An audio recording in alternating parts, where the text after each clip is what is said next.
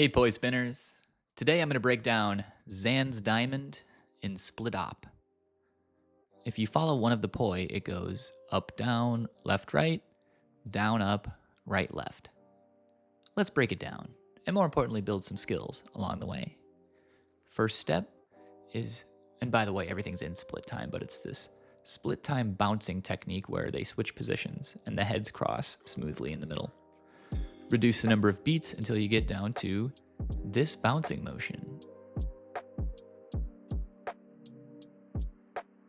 Next, you're going to do it in horizontal.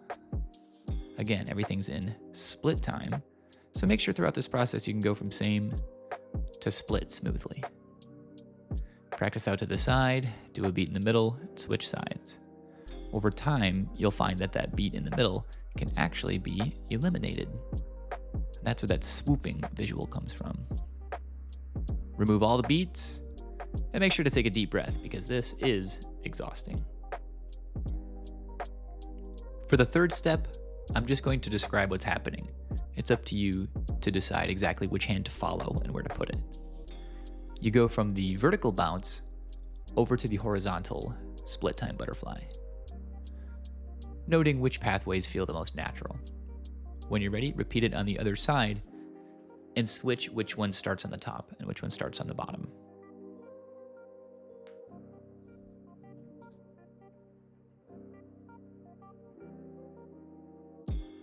For the fourth step, let's string them together.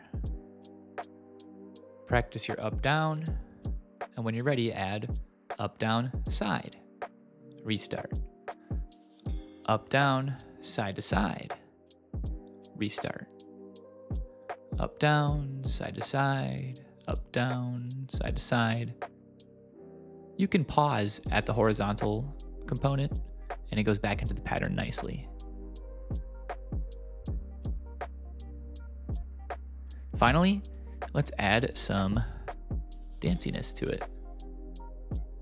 I'm going to start really putting my body into it here, following it with my eyes so the audience is paying really close attention to what those poi are doing.